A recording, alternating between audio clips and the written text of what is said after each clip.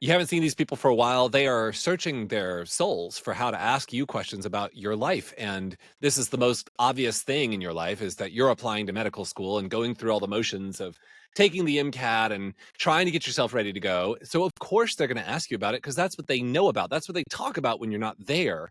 Um, and you need a way of not getting stuck in an anxiety producing conversation. How do you do it? So first would be come up with some sort of default that gives them a little bit of information, but that doesn't force them to dive into all the details. You can say something like, um, "Yep, I'm preparing to apply. I've got to take the MCAT and get my essays ready and choose schools to apply to. And honestly, it's all very stressful. So I'm so glad it's the holidays." That gives them the idea that, hey, all right, cool. I hear the update. You give them meaningful news about what's next for you, but if they're they're paying attention. They know that they shouldn't pursue this topic because it's not an easy one for you. Second thing is to recognize that you do not have to give them every last little detail. Just because they ask doesn't mean that you have to go into all of the different ins and outs of the process. They won't understand the ins and outs of the process, so you'll end up having to educate them about it, and you'll probably hit the limits of what you even know about it. So just try to keep it at a general level. And then this is my favorite technique, which is everybody's favorite conversation topic is themselves. So if you can redirect to a story that they can tell, it makes your life easier. It's more interesting. It gets the spotlight off you. So you can say something like, what was some advice that helped you when you were my age? Or did you ever have to make a tough choice about where to go to school? Or did you ever have a situation like I'm in? You know, those kinds of questions. And then it focuses on their situation, their memory of it, gets the spotlight off you, allows you to have a graceful exit from the conversation.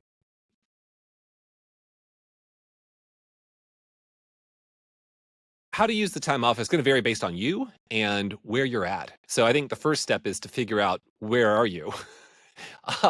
Take a mental inventory. Are you feeling healthy? Are you feeling happy? Are you in a place where continuing to push it is a good idea? Because if not, then that can actually be counterproductive because the holidays are not open.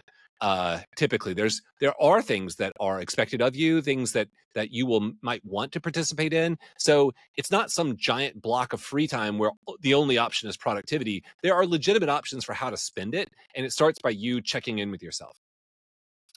If you want to take a break, you have to learn to quiet the inner voice that says that you should be being productive because you're not going to be able to fulfill that voice, not the way you normally do. It's going to have a different pace to it. So recognize that resting is a part of being productive later. So it's important for your self-talk to reflect that. Um, and then the third thing would be to make a realistic schedule for how to balance break with productivity. So maybe that realistic schedule is for you to spend the first part of your day being productive and the last part of your day doing fun stuff, social stuff, family stuff. Maybe that productivity is you give yourself a break for the first part of winter break because some of these colleges have really long breaks. And then you hit the books again after Christmas, say, or whatever the rhythm is. So just be intentional about it. Don't just fall into, well, gosh, I really should be working, and then you're just constantly torn between feeling guilty that you're not working and unhappy that this break is supposed to be a break.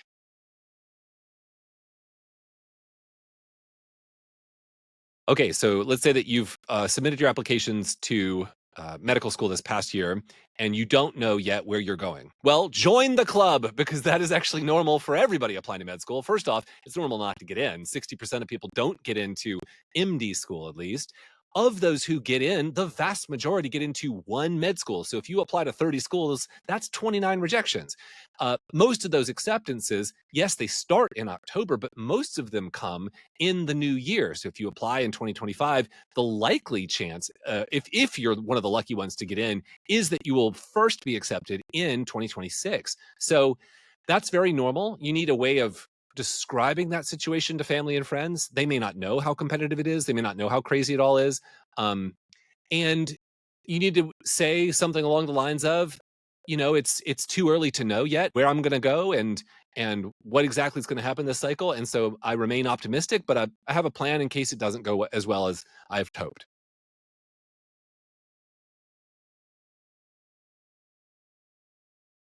The ideal time to take your MCAT is during a period in your life when you have very little going on for approximately 3 months. So that's why the summer is such a popular time. You have the summer free-ish, maybe you volunteer a little bit, and you take your MCAT at the end of summer. If you're taking your MCAT at the end of January, there's no way to avoid having to study for the MCAT. If you're taking it in March, April, May, you have most of spring to use, so you probably don't have quite the same level of pressure as if you're taking it in January. So, um, I would identify what is non-negotiable about your MCAT prep. Typically, that's taking full-length practice tests. That could be exhausting, but when else in your life are you gonna have full-on 7, 8-hour chunks with nothing else going on? That's generally the holidays.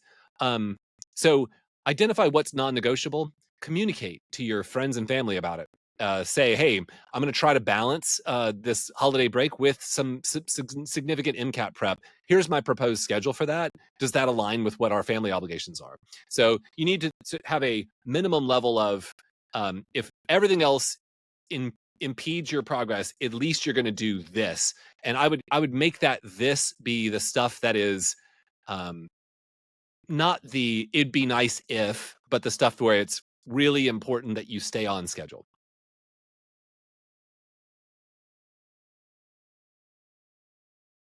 Well, this is probably true of most parents of high achieving students, which is there's a fine line between support and pressure. And it's hard to know when you are going across that line. So let your student set the pace. I should say I'm talking in averages here. Not every kid is this way, but if you've got a kid applying to med school, probably they are very driven and are pushing themselves pretty hard. And you'll probably know the topics that drive them crazy. If you don't know, ask them. Invite the conversation. Hey, what are the things that I say and talk about that are unhelpful for you in this process? How can I be a good support for you during this stressful time? Those kinds of questions can go a long way toward heading off the explosions that might happen if you don't have those conversations. Um, Second piece of advice would be to recognize your own anxiety. You're probably worried about your kid and where they're going to end up. The life of a medical student is not carefree. There's a lot of things to be worried about as a parent.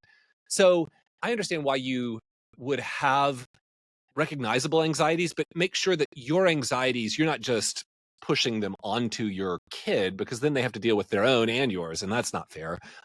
So those would be the broad advice to recognize their boundaries, let them set the pace, and open the conversation around how you can be more helpful.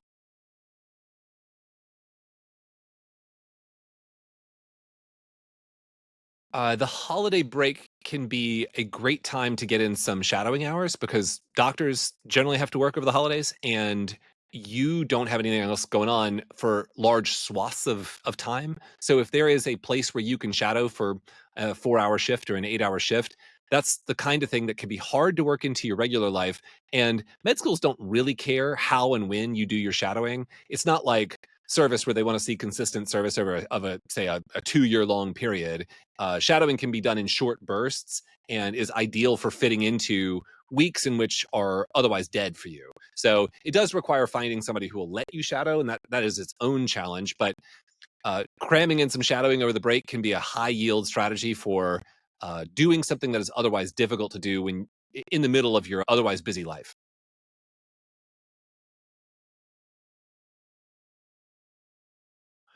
A particularly insidious form of inquiry by a relative is to compare you to their kid, another kid they know that's applying to med school, say, um, whoever it may be.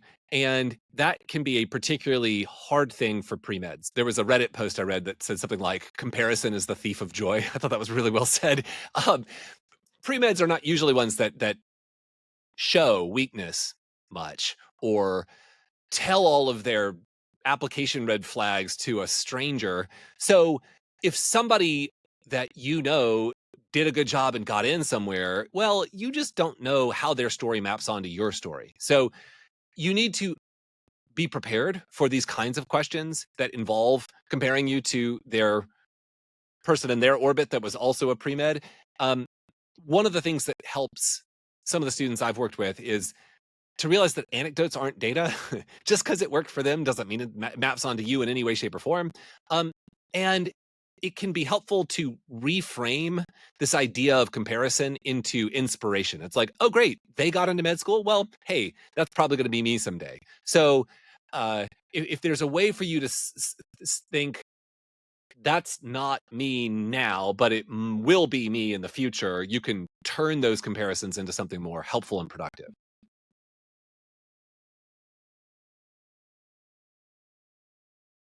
Thinking through strategically how to use, say, a 3-week holiday break.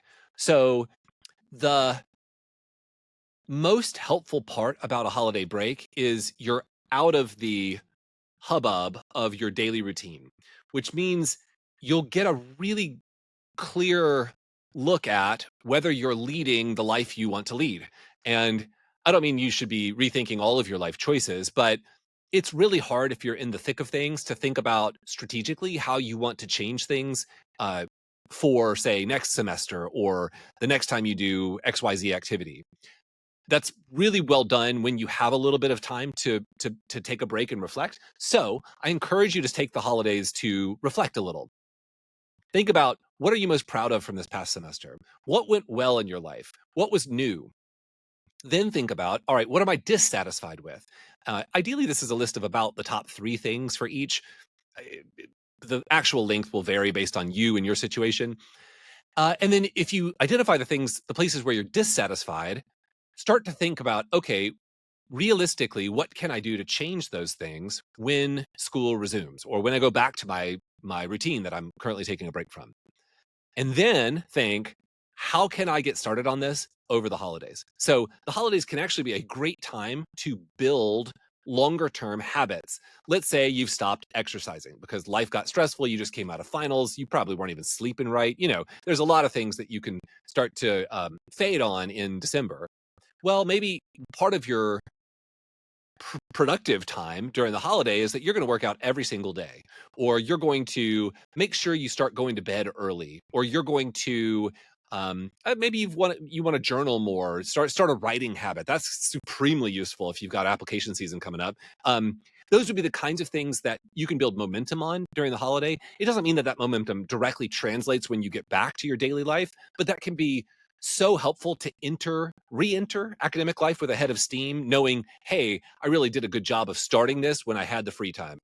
Inevitably, life will intrude, but maybe if you've got that momentum, it'll be less likely to fall off when you return.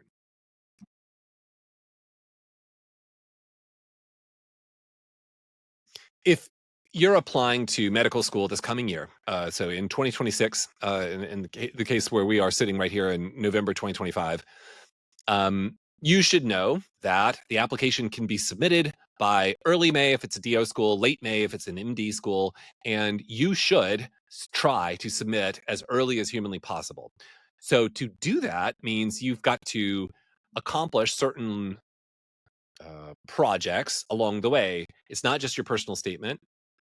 It's the 3 most meaningful essays. It's not just those essays. It's thinking through who you're going to ask for letters of recommendation. It's understanding when to ask them, uh, how to ask them, what else you'll need to give them, how that intersects with your school's requirements for, say, a committee letter. So it's thinking through. It's essays. It's letters of recommendation. It's thinking through if you've got the MCAT blocking off about the month before and say the 2 weeks after, you're not going to get work done during that time. So making sure that those projects fit within that time frame.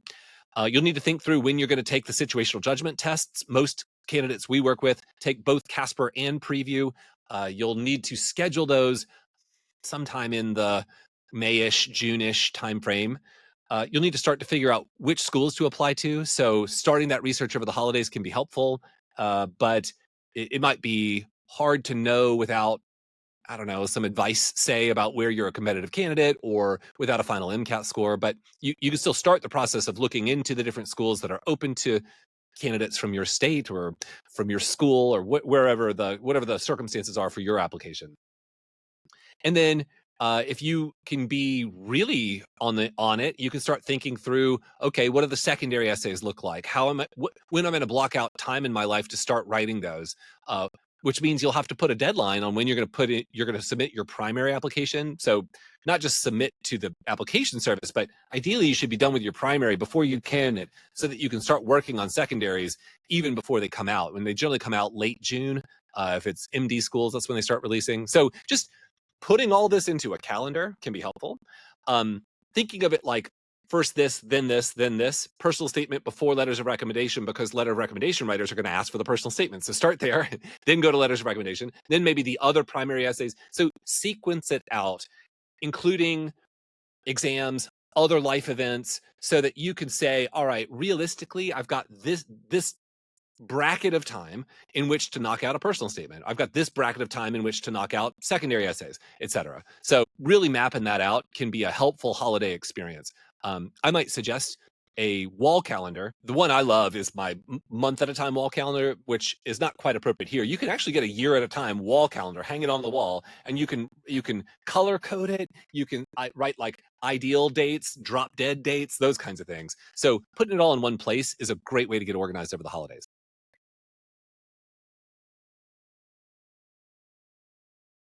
Yeah, if you're in the throes of the application process and you haven't gotten in yet, um, there's a lot of uncertainty around what's next. A couple of considerations. Uh, the first would be if you're on a wait list, you probably won't hear much until after the deadline for people to reply to the med school. Generally, it's going to be May when waitlist movement starts to happen. So you may not know which school you're getting into until May, June. You may not know whether you're getting in at all until May, June, sometimes even July. I mean, the most extreme case is I had a student get a call from a med school on a Friday that said, "Hey, classes start on Monday. If you can be here, we've got a spot for you." That was in August, and he packed up his little two-door Civic and drove across the country to med school. Yeah, it can be that drastic. So the point is, you'll need to be aware of that uncertainty.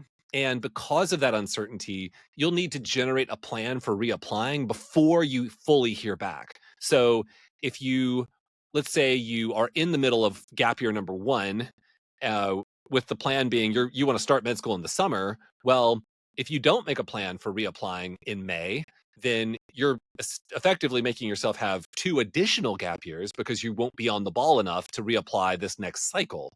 Some people don't want to reapply exactly the next cycle. So if that's you, you need a break, whatever, I understand. But for a lot of people, they know that their MCAT score has a time limit on it. Generally, that time limit is something like 2 to 4 years, depending on the school's policies. So you got to apply, otherwise you'll have to retake the MCAT. You need to apply within 3 years of taking your last class, ideally, because med schools like to see current-ish academic work.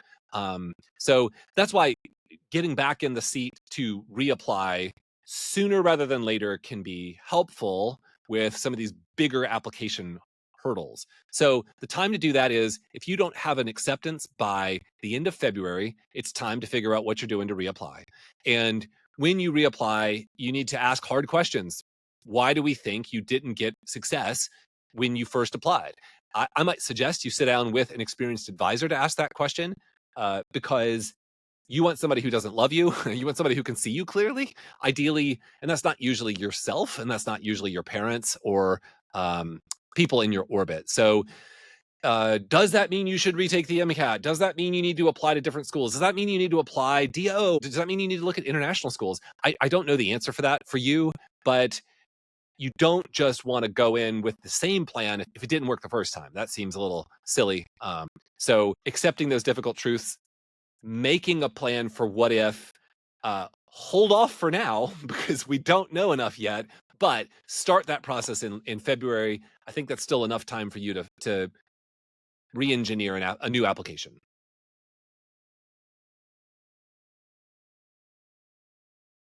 One thing I would say as broad advice is just to remember that you're more than just a pre-med. You're a human.